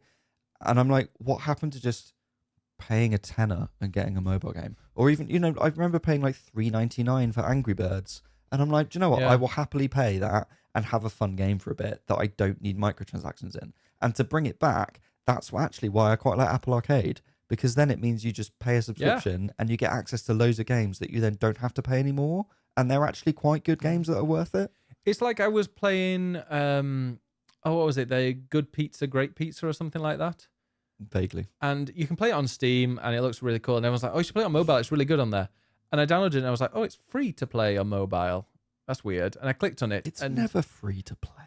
Yeah, I know. But then I did it and it was like, I don't think I don't know if they had microtransactions. Maybe it did, but it was just full of adverts, and you could watch an advert to make this happen. And I'm Oh, like, fuck off. that just takes you away from the immersion of a game that you Yeah. want to be in. It's like, hey, you're owning this pizza restaurant, and you're cooking, and the people are coming in, and you need to cook and all that stuff. Oh, also watch this random advert. These people running at you in this game that doesn't even exist because there's just kind of wants people's attention. That kind of stuff really annoys me. But I've actually softened slightly on gacha. The only reason is, since going to Japan, I've realized that they are obsessed with it. Every Oh, for single sure. thing. Like, we went to the Final Fantasy 14 Eorzea cafe, and they give you, and you buy a drink, and the drink comes with the job coaster. And all the other times you buy anything else, they give you another coaster, but they're all in sealed silver packets, so you have no idea what's in there. And we went to a Final Fantasy, another Final Fantasy shop, the Art Near thing, Yeah. and the Death Stranding pop-up shop, and you could buy loads of pin badges and stuff, but those pin badges you couldn't choose. They were all like in a silver packet, and you've no idea which one it is. In And Nintendo as well. and we bought 2 of those pin badges, and they ended up being exactly the same from Yeah. the shop in the Death Stranding one, because you couldn't see what's in there. And I don't know, maybe is gambling illegal there, but then they get around it through this, and now it's become 10 times as popular because it's I don't know, some kind of like kiddie fun type of Maybe. And I think that gambling. ultimately that is the knock on to all this, is that the reason mobile games are like this is because mobile games are the most popular in Japan and China. Especially, and just generally Asia, I think, where maybe they are more open to gacha and Yeah. from all the gachapon machines and all of that. So I think that's just kind of bled into general mobile gaming. But Because it is just normalized there. as well. I think, do you know what the earliest gacha that we had as a kid? Happy Meals. That's very true. Happy Meals, the original gacha. Original gacha. Yeah, but you can also just go up and be like, OG. can I swap the toy, please? Because I really wanted my kid to have this one. Can you in Japan? Well, I don't know. I remember when they had Sonic toys in the Happy Meal, and I really wanted Sonic, and I ended up getting Tails, and I was really annoyed. I remember going, oh no, it wasn't that. It was, even earlier than, I lie. It wasn't those. You know what it was? It wasn't McDonald's. It was the things that used to come inside cereal packets. Like the mask pencil toppers. Remember those? Oh, yeah. Often you'd get cereal and it'd be like free pencil topper inside, or free blah blah blah card pog or whatever. Well, and you'd have to dig in there, and your parents would be like, grab your fingers out of it. Like, no, I need to get my pog. Yeah. That was kind of, I suppose there is a lot here, but maybe we just don't see it as that. Whereas there, it's very much, it's in a silver packet, whatever is mysteriously in there that you are buying with your money. You're literally buying something. It's not a freebie like a Happy Meal or I know it's not freebie, but like, it's not the only thing that you're buying. I don't know. I just find it weird buying something when you don't know what it is. We had Tazos and crisps as well. They're basically in crisps as well. like basically like Pokemon cards. Mm-hmm. You've got to collect them all. Yeah, I collected every single one of the Star Wars ones. I guess the difference with that and with Pokemon cards is, I feel like we're on a massive tangent now. I like it. The difference in that though is that you are sort of collecting them because you want to complete the collection, and the idea is that you trade it with friends. Yeah. So when you get your Pokemon cards, it's like, oh, I didn't get what I wanted, but then my friends got them. So, you know what? I'll swap you these. Yeah. And it's sort of, that's part of the experience. And you don't get that with gacha because it's digital. So you get what you get. Yeah, with digital ones, definitely. I think when it comes to like Pokemon cards and maybe pin badges or whatever, if you've got friends that also love that and I don't know. Yeah, as a kid, it's a bit better because you can swap. And I don't know, I don't know. I don't think you can swap in gacha games. You can't swap things with friends or trade. No. And maybe, I got this one item and I don't want it, but I'm going to do this to get this currency that I can then use to get this other thing and then this other currency. But I'm already lost. I get too confused with that. Yeah, like I don't, and maybe this exists in these, but like I don't mind it if you do get that kind of, you do your gacha whatever and you get a load of things you don't want, and you can like break that down to a currency and then use that currency to spend it on what you actually do want. A bit like in the Pokemon trading card. Every time you get a game, you open a packet, you get like the 5 points. And if you've collected a certain amount of these 5 points, then you can, or these points, you can buy them. If there's a way around it like that, I'm fine with it. But Yeah. in general, I'm an old man and I just want to pay a set amount of money and have a nice single player story game where I don't have to interact with anyone and I don't have to spend any more money. Yeah. I'm old and boring. I don't. I don't want a battle pass. I don't mind. want I like a microtransactions. battle pass. I don't want gacha. I just want to play a game. I think tomorrow the Fortnite OG one comes out, and I'm very tempted to play it. I will not be playing that. But it's with modern controls. I'm like, no, give me all controls. I want friendly fire. I want no, healing while moving. No sliding or climbing up over things. No, I don't think it's good. It's definitely not. Just point and shoot. Yeah, I'm a proper OG, vanilla Fortnite. Anyway, what else have you been playing this week? I thought I would have like 10 seconds on that game. I have finished a long game. What? I have finished Dragon's Dogma 2. Ooh. Which I played on the PlayStation 5 Pro because as soon as I got that and heard that the Pro was fantastic apparently with it, I was like, well, I'll have to give it a go again, and loved it so much that I finished it in about a week. Did you love it at the end though? Because I felt like you were getting quite frustrated towards the end. It's one of those games where I have criticisms. There are things that I definitely wish they'd done differently, and I don't like certain things that happened and found things frustrating, but I actually really, really loved the game. Like it was overall very good. Overall very, very good.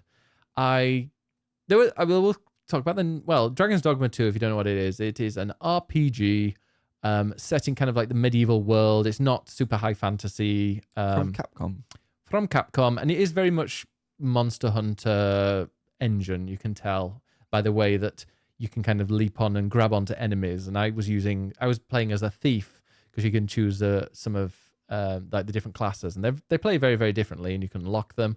But things like mage and warrior, gladiator, whatever, thief. I was a thief because I had my twin swords, which is exactly what I like to play as on Monster Hunter, and it felt very much similar to that. There are even like some special moves where you're kind of spinning through the air, and I'm pretty sure that move exists in Monster Hunter as well. But the fact that they have these big enemies that you can grab onto and start attacking as it's going up. Your phone is ringing. I don't know if you would like to answer. Nah. Okay. But the combat is really good fun. It's a world that is, it's an open world. It doesn't have like a lot of super fantasy elements. It's not like an Assassin's Creed game where you've got things all over the map. You kind of have to rely on talking to people to find out where to go. And it might say on the map where you need to specifically go, but it doesn't like pop up with loads of different things. Like where you're, what are they called? Like, I don't know. If you're playing a Ubisoft game or an EA game, you okay? We do actually need to pause. Okay, we will pause right now. Is it a good pause? No. Oh. Right, we're back. And I was going to use that to collect my thoughts on Dragon's Dogma 2.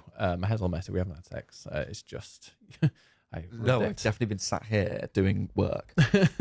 Last minute. But yeah, no, by the way, just before going back to Dragon's Dogma, I did have a look at Infinity Nikki because it finally... Nikki! And yeah, it reminded me of exactly... It is very much kind of a reskin of a typical gacha, like... what's that one called? A Honkai one? Because there's things like Resonate ×1, Resonate ×10 that you can buy. These limited time... There's lots of limited time stuff, which is very much kind of not just... gacha kind of catch them all, but also very much a FOMO with limited time events.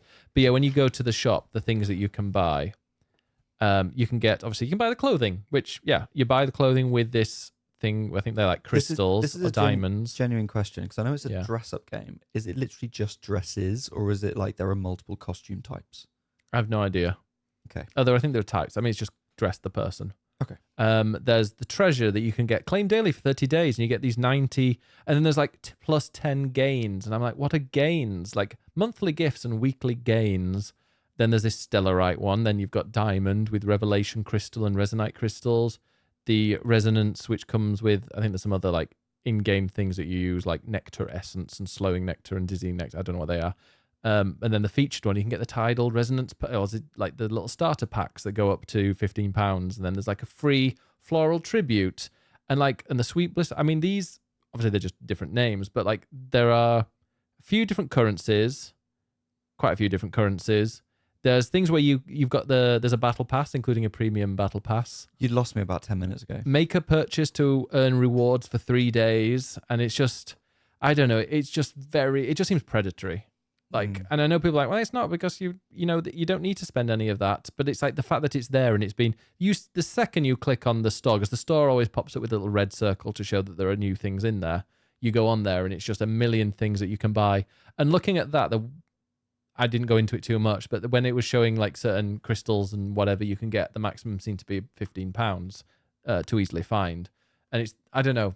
Obviously, yeah, if there's one with £100, that's ridiculous. But even when it's all like, this is 99p or this is 1.99, you're just like, oh, I could get that. That'll just help a little bit. And that's how it starts. And suddenly, £100 has gone. And there are people who love gacha games, and I, go enjoy it because you understand the system really well, and you can probably work the system so you don't need to spend a lot of money and you still get a lot of enjoyment, and you get a lot of enjoyment from it. But I don't know, to a lot of people, I think that's, to me, that it's the type of video game that I find revolting.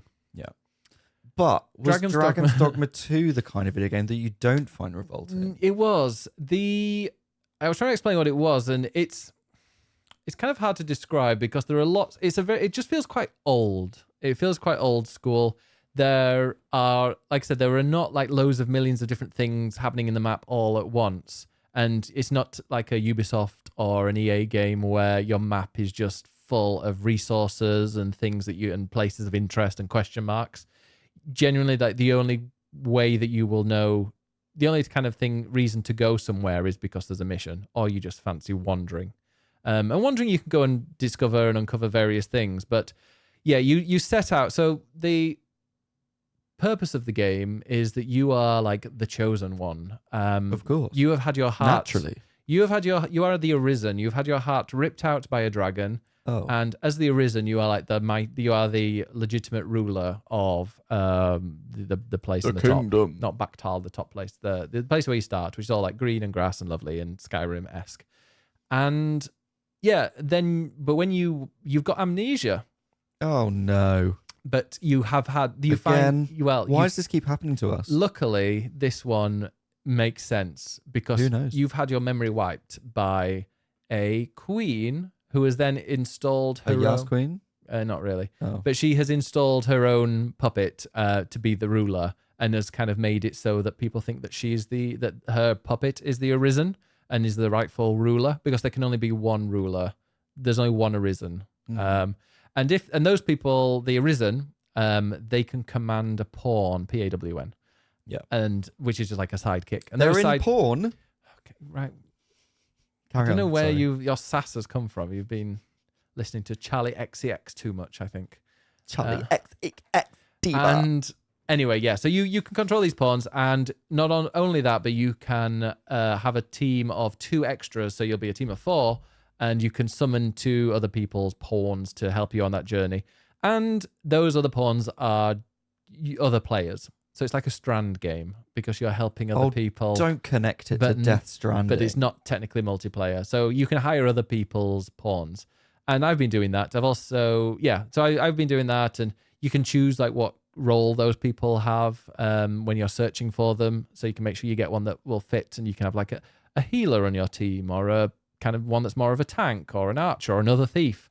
So yeah, that's what I did. And your goal is to kind of figure out why this person has been installed, why that, I mean, at the start, it's quite obvious why that person has been installed, because they want power. But then you find out it's a little bit more complicated than that, and blah, blah, blah, blah, blah. There are dragons. Dragon's Dogma, shock horror. I was going to say spoiler, but I mean, it is in the name. Yeah, Dragon's Dogma. I mean, there's a dragon in the first minute because it pulls out your heart and makes you the Arisen. Sure. So, yeah, it's your job to kind of just go along with that. And the story is very kind of complicated. Somebody described it as having like an incredible, deep, and very obscure lore being told by a drunk uncle at the bar. And I feel like that because at the end of it, I'm like, I can understand like the general idea of what was going on, but I've no idea like why. You're not selling that to me. And well, maybe you like that, but then you go online and he's like, oh, it's actually this is that, and this is that. It doesn't explain it too clearly, but it can go into a lot more detail. There is a lot of lore if you go looking for it, but you have to do a lot of that looking. You can do it by like just listening to people talking in the game and like earwigging. Earwigging? Yeah. Earwigging. I haven't used that word ever. But like, yeah, eavesdropping. Listening in. Eavesdropping. But yeah, so you can do that, but like it is a little bit complicated. However, the gameplay, the actual like combat, I find just so much fun. So you can choose any role you want. It's a proper RPG. You can choose the role. I went with Thief from start to finish. I changed to Sorcerer for a short time, and I felt like I wasn't doing as much damage, and also I was kind of just standing and shooting things at monsters, and I was like, no, I want to mount that monster, and I want to do that with both of my blades. You heard it here first. But... And so I went and don't clip that. So going and like fighting a Cyclops, I'm like, he's waving around, but I want to be able to find a place to jump up, climb up while he's thrashing around, and just keep stabbing him in the head. And especially if I've got bladed, like flaming blades, so I can like set him on fire if I keep hitting him and then he falls. And there's just so much fun you can have with the combat in that game. Like, for example, I was fighting a griffin, and they can fly off and just don't, like, yeah, they can fly off and then that's it, the end of the thing. And you're like, oh, great, I didn't kill it. However, if you kind of start using fire magic or fire blades, then you're burning it and it won't be able to take off because it can't take off when it's on fire. And so you've got to like think of it quite strategically like that. But yeah, the combat, I want to go into like the real positives because the combat is for me the number one thing. Now, and also it does have a little bit of Elden Ring-esque exploration. What?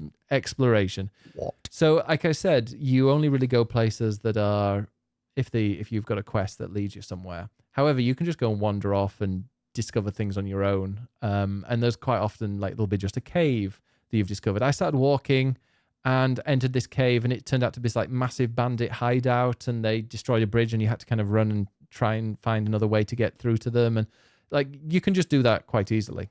Also, you can turn around and there's, like, a dragon, and it just destroys you in one hit, and it's got, like, 6 health bars. So, lovely. There's a lot of fun, like, stuff like that. But they do quite like making the game a bit of a chore sometimes. The most noticeable one is the fast travel. So there isn't any fast travel. That was quite noted, like before the release, because the developer or the director was talking about it, because you can fast travel, but not very often, right? Yeah, you can. So there is fast travel, but the game does not want you to fast travel. It's very much against you fast traveling. And I've said this before to you, I like it when there's not easy to fast travel, because I think in an open world game, fast traveling between, especially if you're like going on a journey and you're exploring kind of new worlds or new areas of a map as the journey progresses, being able to just fast travel backwards and forwards makes the world map feel a lot smaller. And I think, is that what the Dragon's Dogma director said? Yes. Yeah. So I totally agree with that. However, it makes you go backwards and forwards for the smallest and like most insignificant side quests all the time. And right, the ways that you can travel, obviously you can walk around. There's no mount. Okay, you can't go any faster than you normally can. Outside of cities, when you're running, because you don't want to walk because it's ridiculously slow, but when you're running, your stamina goes down, and like you then have to kind of just recover, or you have to just walk for a little bit, and based on how much weight you're carrying, it might take quite a while for that stamina meter to come back. So you're literally just running in 10-second bursts with 10 seconds of like walking to get from one side of the map to the other, and it just is a pain in the arse.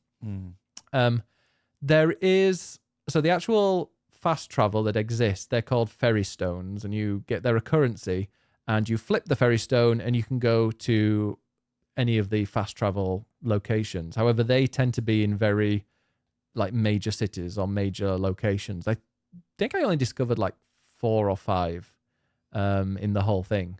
So usually that's where the quests start and end. So it's not too much of a problem. But if you're like having to go into a cave that's quite off the beaten track, then if you want to get to that location as quickly as you can, then you have to fast travel and then do a lot of walking, and it involves running and slowing down and, you know, waiting for your stamina. It's like, if you're not going to give us a mount, at least let the be free stamina, because it's weird, because running around a city, running around a town, the stamina meter doesn't go down. You can run as much as you want, but the second you leave the town, it does go down, and it goes down really quickly. So that can be really frustrating. The other way to travel is, which I quite like, is by getting like a cart or a wooden, whatever it's called, horse and cart type thing that will take you. But there are only 1, 2, 3 routes that go by horse and cart, or 4. So there's Baktal. Is that basically between cities? Yeah. So it's only between cities, but not even all of the cities. And that's fine. And it costs almost nothing. But nearly every single time that you go on that, your journey will be interrupted in the middle by monsters. So you fight them off, and then you jump back on the cart and you continue, which is fine. However, sometimes you're against really big enemies that destroy the cart. And if they've done that in the middle of the night when monsters are a lot more prevalent and it's a lot harder, you could be a good 10-minute walk away from the nearest town, like IRL, 10 minutes walk from the nearest town in the middle of night with loads of monsters, and you've just been stranded because the cart you were carrying has been destroyed. And I don't know, it's stuff like that where it's like, I just needed to go there to buy a potion or whatever, and it's taken 45 minutes because I've been sprung upon and all of this faff's happened. It sounds quite punishing. It's very punishing. And I was saying, is that just sort of part of the world, that it's a world that doesn't want you to survive? It is. And I wouldn't mind. I wouldn't mind it at all. And especially like, well, some things they do want to just make you, they just want to be a dick sometimes. Like I was saying, the ferry stones. So the ferry stones are, if you want to fast travel, you can flip a ferry stone and or you consume a ferry stone and you can go to one of these locations. However, unless you're doing a lot of the side stuff and exploring, you don't get these very often, and you can run out of them quite easily. And if you want to buy them, they cost a lot.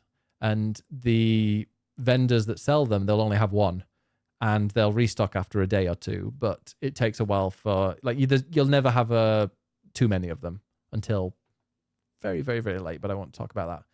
So you get those very rarely. And a couple of times I've done it, and because I was standing like under a canopy, or there was something slightly above me, the ferry stone didn't activate, and it was consumed still. And I was like, excuse me. That's silly. Yeah. And also, they love autosaving. That's another criticism it had, and I still have that criticism as well, that there's autosaving all the time, but there's only one save file. So you can't if you do something and you screw things up like that, it would have autosaved when I'd done that flip. So I wouldn't have been able to just restart it. See, I feel like that's part of the point of the game, is that it's a game where what you do has consequences, and you have to live with those consequences. And I think that's a big element of Dragon's Dogma that they want to put across. There are consequences. Oh, just before we move on to that, about the fast travel, and I mentioned it before, like, there are just so many times that you need to go to another city. Now the 2 main cities, you have to take a horse and carriage to the checkpoint, and then another horse and carriage from that checkpoint town to the other city. So it's 2 horse and carriage rides, plus in the middle of that you'll probably have to fight. Hopefully they won't destroy the carriage so you can keep going on the journey. But like, that can take 20 minutes, 25 minutes. But I had to go from one town to the other because just to finish a side quest. Like, there was a sculptor, and I had to help this sculptor make his thing. And then he decided, like, yes, I'm going to present it. And he presented it in the other city. And I'm like, this is just a small side quest. And in the end, I got like a shitty ending for it because, well, that is another thing that just annoyed me. And I will talk about that when it comes to, like, it's punishing you. But it's just, it doesn't respect your time that much. I wouldn't mind going from one place to another. Like, if it was part of the main story, it's like, oh, you have to go all the way back. But maybe that's part of the main story, and you go back and you've got a few little missions around there. But it just tends to be a bit all over the place. And yeah, I played the game for 30 hours or so, which generally quite quick, but it would have been about 15 if it had been a bit more if I got rid of all the time that I kind of wasted. So it's dragged out a bit. Yeah, dragoned out.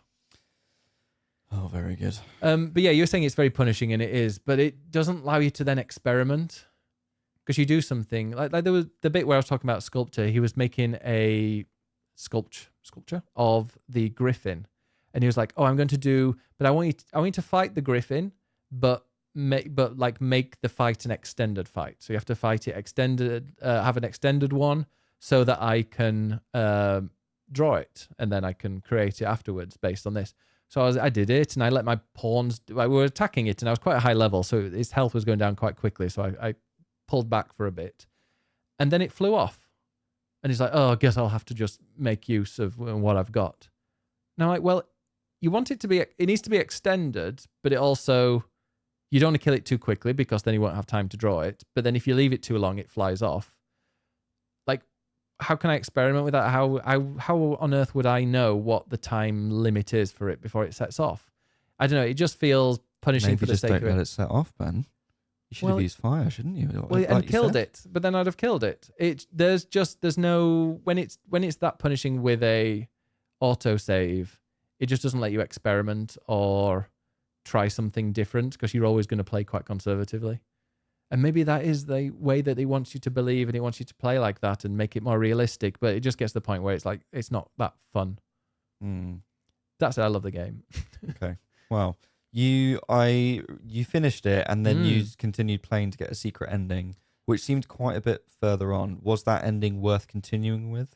Well, I didn't really it ended, and I was like, okay, I totally understood the story. And then there was a bit of a hint that that wasn't necessarily the ending, and there was something you had to do, which is also something really obscure.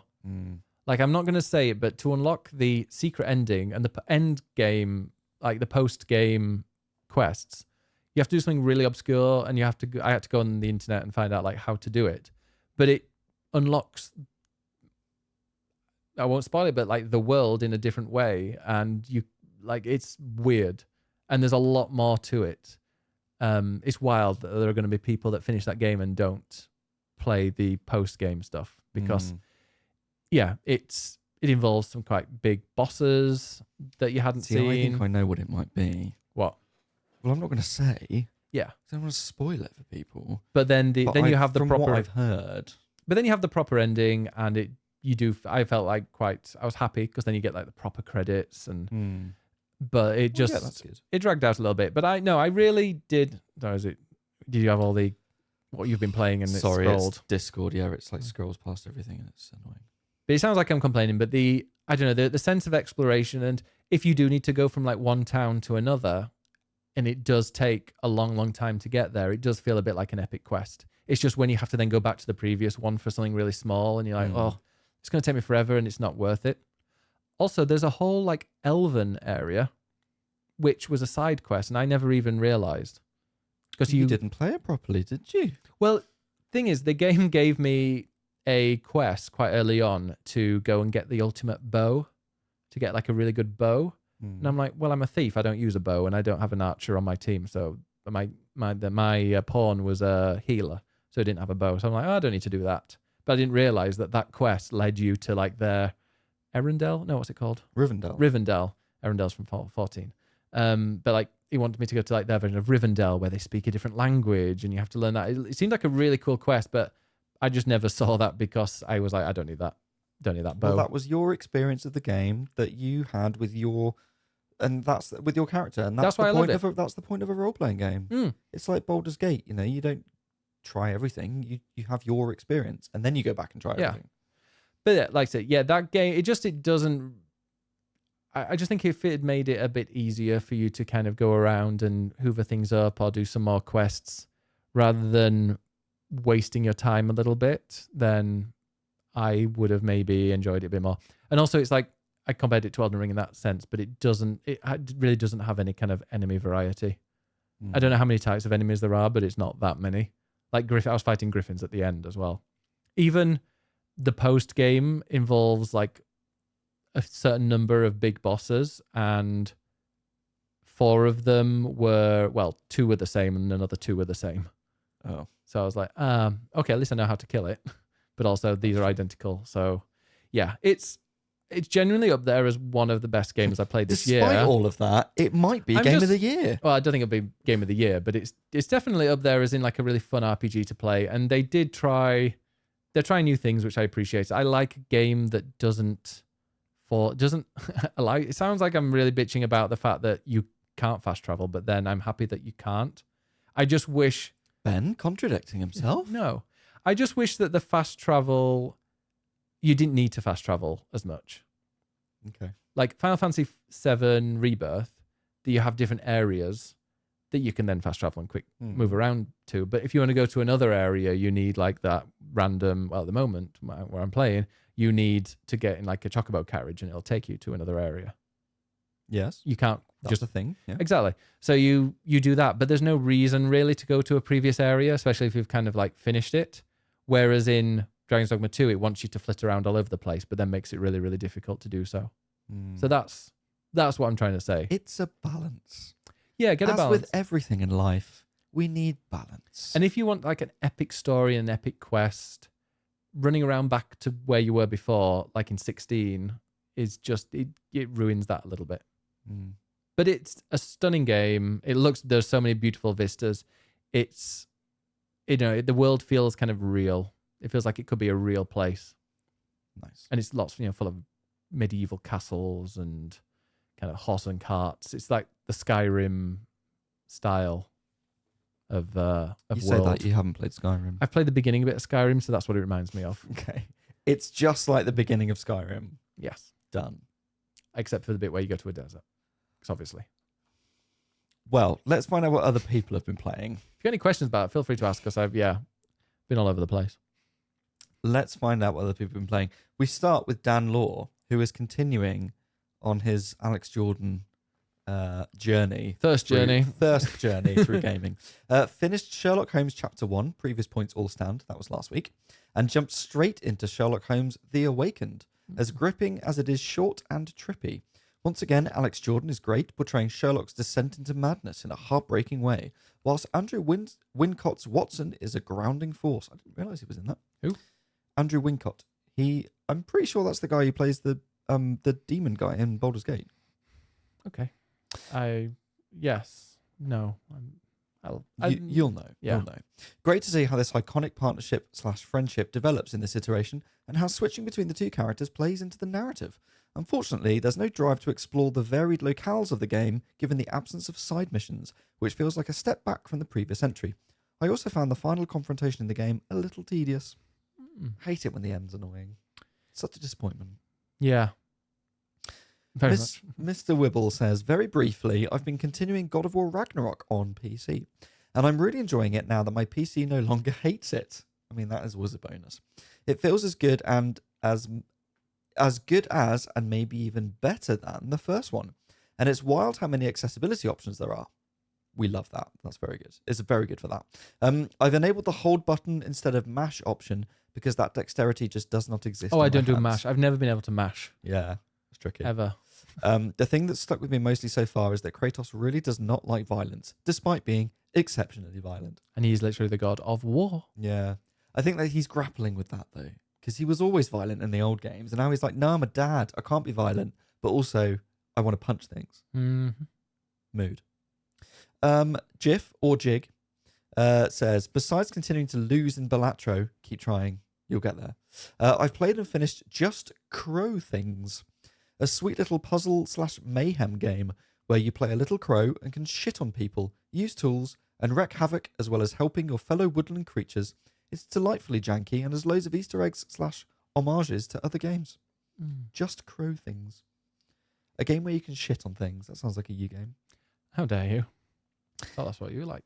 Helios, please. Helios has played and finished a game, a first for me in 2 months. I guess Mood. the last ones were the Final Fantasy ones.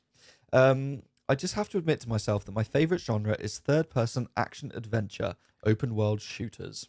I mean, apart from the shooter bit, like 90% of games that come out from Sony is that what they are. I love a third-person action-adventure. So Third-person action, like every game is that though now. Horizon's yeah, that, exactly. God of War's that, Spider-Man's It's a very that. broad term. Yeah. So I completed Watch Dogs. This is the first one, not the second, because No. you were asking. I nearly got that game. But when I bought my first ever PS4, it came bundled, but they didn't have it. So they gave me Assassin's Creed Black Flag instead, which people said was better, but I never even played it. Oh. Well, I've got Watch Dogs Legion on the shelf if I've you got want the to play that. skull. I know. They sent me it. I really liked it. This is Watch Dogs 1. It felt distinct from other games in the genre by both style and story. I really like the environmental puzzles where you have to hack and climb towers in the open, the hacking minigame, the option to solve problems in many different ways, and the dark criminal thriller storyline. It was almost modern noir with hacker flair. What I did not care for were the forced stealth portions. Oh, you'll hate it then. I was going to say, the game reviewed badly when it came out, I think. It was like a 7 out of 10. I thought it was like 6. No, it was like a 7, which means I'll probably quite like it. But I think it was being bigged up a bit as like the new Ubisoft game And then it was. franchise, and it was like, oh, it's a 7. But I mean, Watch Dogs 2 is one of the best People love that one. open world kind of actiony, not to say GTA clone, but like set in a city game. I love Watch Dogs 2. You should. I think Kellis is playing it now, but you've never played it, have you?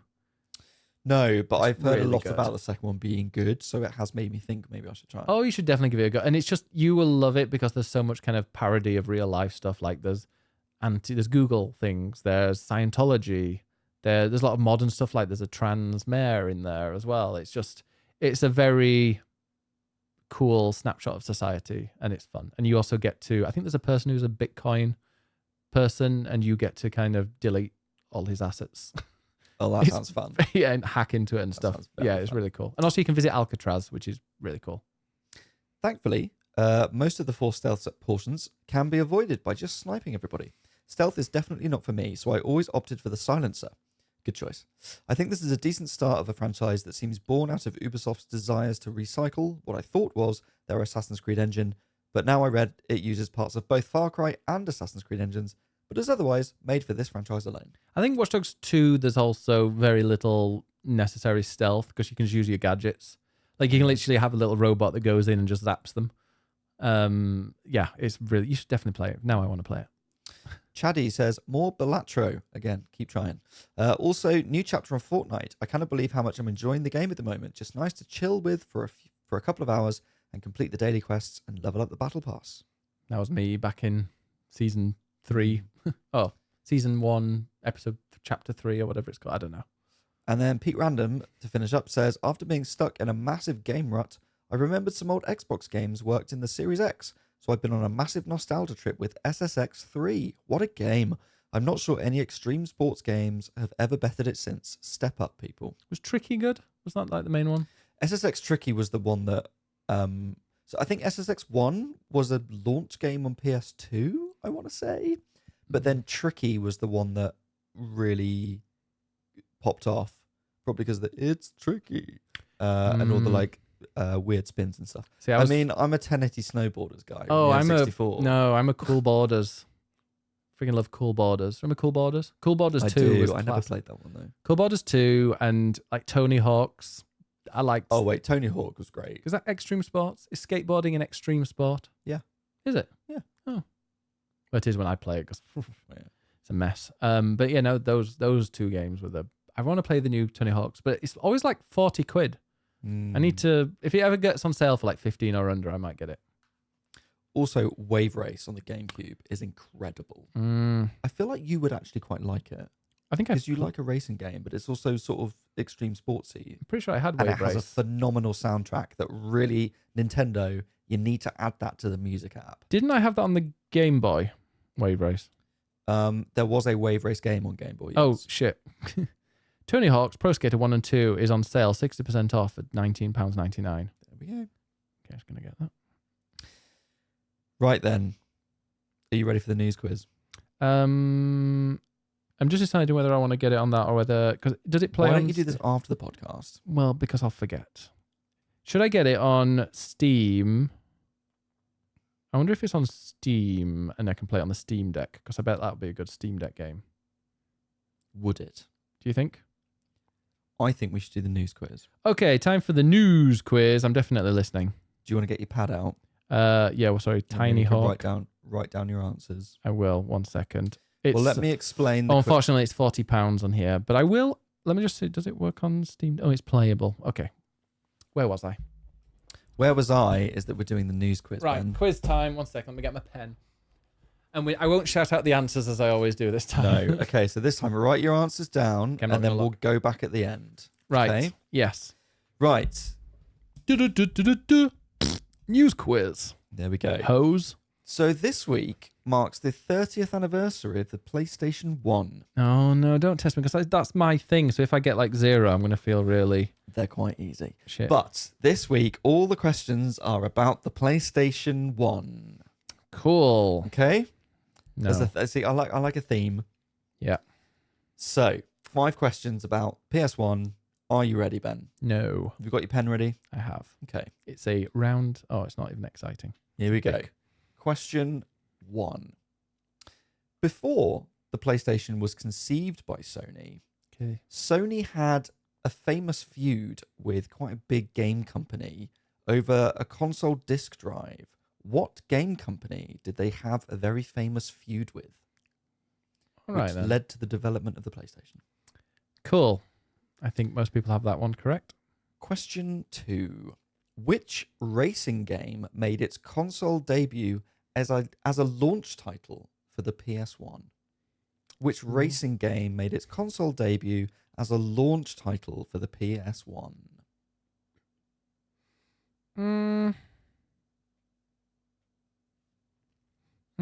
See, obviously there's the main, very, very famous one, but I don't know if that was a launch. I don't think so.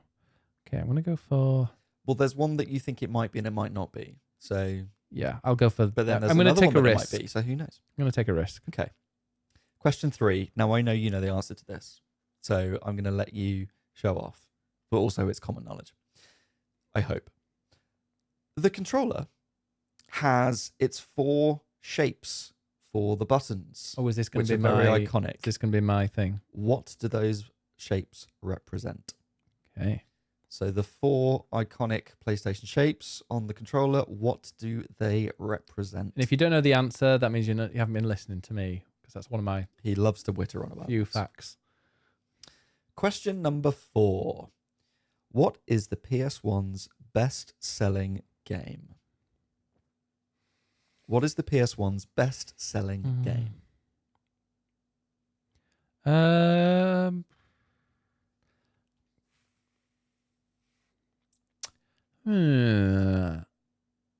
Can I have 3 guesses? No. Oh. You can have a guess. But I do also have the list. So we can see if your other Okay. guesses are on the list. But not yet. Okay. Okay, and question number 5, the last one. This is 50-50. Mm-hmm.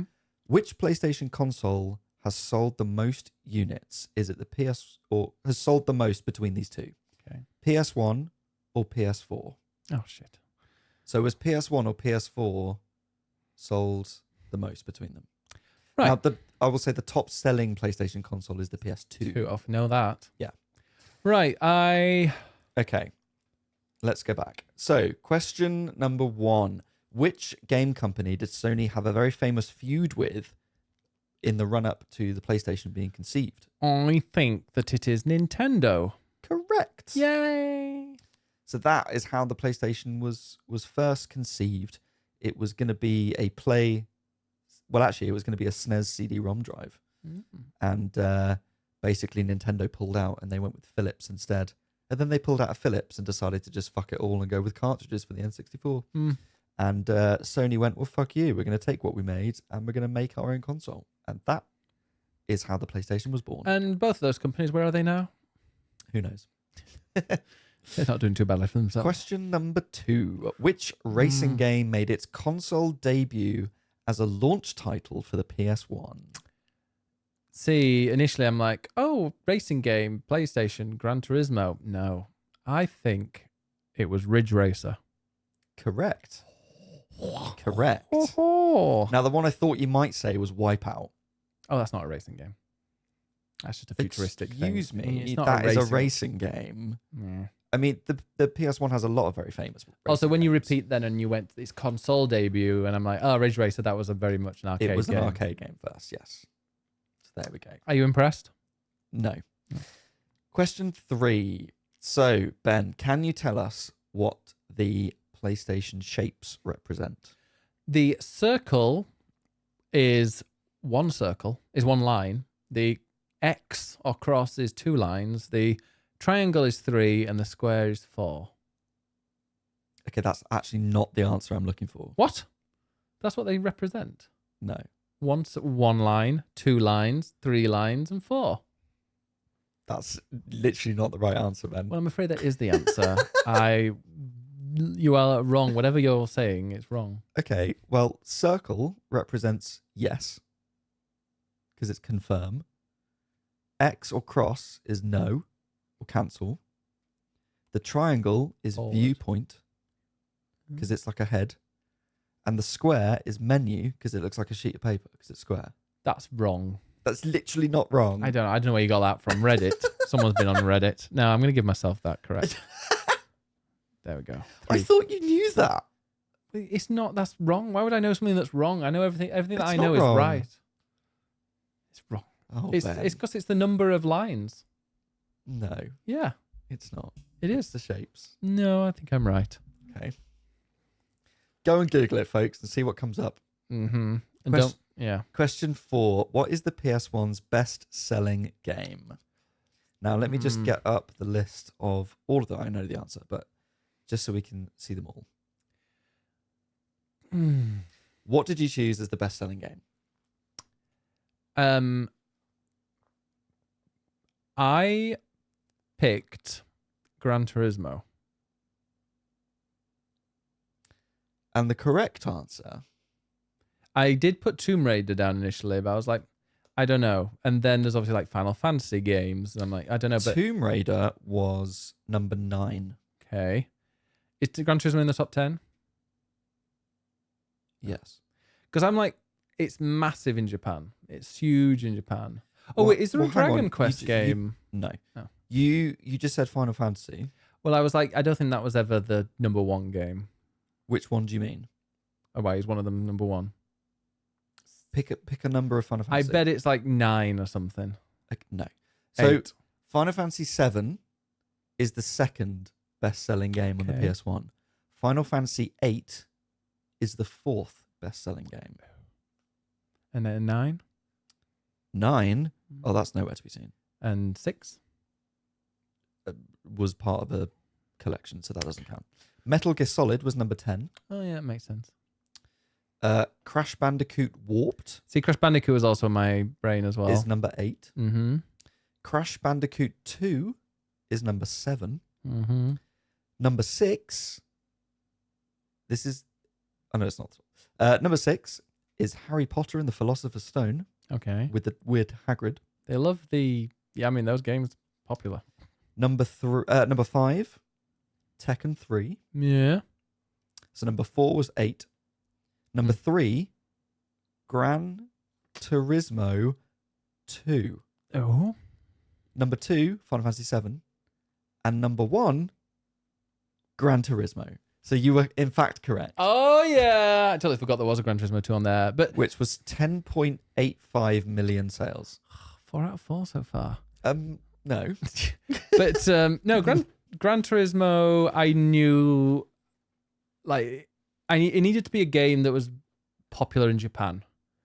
Yeah. And I think I remember reading something recently that was like, you don't realize just how popular Gran Turismo was. Like everybody got it. Because isn't it true like most popular games on consoles tend to be racing games? Because it's just quite easy to pick up and you need to go fast and get to the end. Like well, obviously maybe, Mario Kart. but I think a big part of the appeal back in the 90s of racing games, I'm guessing, and this is why Ridge Racer I think was good, Because is it's an because they arcade. were arcade Yeah. games and they got ported over. Now, Gran Turismo was not an arcade game, but I think racing games were so popular that then seeing this like real racing simulator was like, oh, this is like the new level of racing game. It was the arcade quality, but in your own home. Yeah. Oh, Final Fantasy 9 was 16th. which was just higher than Resident Evil. Final Fantasy 9 was the first one. Dragon Quest 7 was 20. Final Fantasy 9 was the first one on the PlayStation that I didn't get. Wipeout is nowhere to be seen. Yeah, good. So I was thinking of. Right, and then the last question. Mm-hmm. Which PlayStation console sold more, the PS1 or the PS4? Are we including PS4 Pro in this? I don't know. I'm on the Sony's report, which has a list of all the consoles and their sales, and it just says PlayStation 4. I think PS4. So you think the PS4 sold more than the PS1? Yes. You would be correct. Oh, 5 out of 5. No, you got 4. No, I definitely got 5 out of 5. The PlayStation sold over 102.4 million, and the PlayStation 4 sold 117 million. Closer than I thought. But also, like, the PS4 was out for a lot longer. Because how long was the PS1 out for before the PS2 came out? And also, like, the PS5 was impossible to get for a while. So, like, during the pandemic, I bet there were a lot of PS4 sales as well. Props, yeah. So the number one selling PlayStation console is the PlayStation 2, which is 160 million. And that is the top selling console of all time. Until the Switch overtakes it. it. Which is soon, I think. Yep. Then the PS4, then the PS1, then the PSP, and then the PS5. But obviously that's got longer to go. Yeah, I mean, the number one was, did you say the number one DS? Isn't the DS like the number one by far? Oh, wait, no, sorry. Yes, you're right. The DS is the top one. Oh, we're talking about just PlayStation ones. Well, I'm talking just PlayStation here. Yeah. But the DS is like no one will ever beat that. Also, like the 4 different versions of it. I mean, that does help. Yeah, 2DS. I bought 3 of them. I got the original kind of sandwich style one. I got the new one. Oh, then no. I think I got a new XL. And I've also got like a Zelda special one. I've actually got 4. No. What? The PS2 is the top selling game console. Oh, maybe if you split DS and 3DS. I mean, I'm quickly looking at Wikipedia here, but 160 million was the PS2. And DS and 3DS? The DS is 154. And the 3DS? 3DS is separate. Yeah. Doesn't count. So together it and would. the Switch is 146 according to this, but I think these numbers might be a little old. Then the Game Boy, then the PS4, then the PlayStation, then the Wii. So the Wii's actually quite a bit lower than I thought it was. But it's wild just PS2 how... is top. Yeah. Interesting. But it's weird like how stuff... Yeah, I don't know, because obviously a lot more people play games these days, but it's maybe spread out a bit, especially with PC. I don't know, PC gaming's always been a thing, but I don't know. Well, there you go. Congrats. 5 out of 5. Thank you 4 out of very 5. much. Well done. Thank you very much. But yeah, that was fun. Good. I had much more fun this time than some of the other bullshit you come out with. Wow. Well, another thing that's not bullshit but is related is by the time this is out, you'll be able to go on Eurogamer and read an article that I've written to celebrate the anniversary of the PlayStation, all about Final Fantasy VII, which is my favourite game on the console and one of my favourites ever. Nice. And there is a nice exclusive interview which you can go and read about the making of Final Fantasy VII. And if you're watching this as soon as it comes out, then I'm streaming right now. And I'm doing a fundraiser for CALM, Campaign Against Living Miserably, which is a suicide prevention charity. And I'm going to take part. I'm fundraising for them for Jingle Jam, which is a Christmas-themed Christmas event where there are 8 different charities and you can choose which one to fundraise for or all of them at the same time. And if you donate £35 or more, you can actually get the bundle of games, which include things like one of our favorite games, Citizen Sleeper, 2 Point Campus. There are a few others, Frostpunks in there as well. So if you want that and you want to help charity, then check out the link. It'll be in the comments below. I'll put in the description. I'll put it in there as well. Nice, awesome. Ed, where can we find you? I want to know where we find you first. Oh, you can find me at Ed Knights or Ed_Knights, or just look for that. I'll be, excuse me. I'll be on Twitter still for a bit, and mainly Blue Sky now. Yeah. Excellent. And yeah, you can find me as Biggest Bennis everywhere, including Blue Sky is kind of like the main place I go now, because Threads, it's just kind of hungry. Wait, I ranted about that last time, but it's just full of people desperate for attention. Let's not kick you off again. I won't. I mean, and even Blue Sky is a bit full of just self-righteous pricks. But yeah, well, that's social media for you. Just find me on there.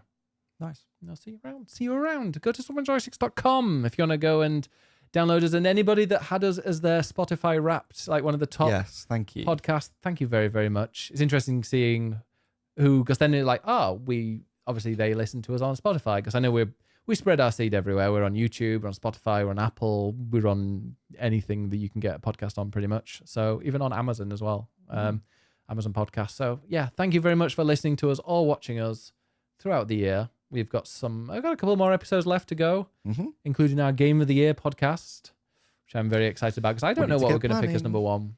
We will see. We need to plan. All right. No, don't see it through the week. No, don't do that. I will. We'll see you next time. Thank you very much for listening. See you through. Take care of yourselves. Bye. Bye. Right, where's the button? There it is.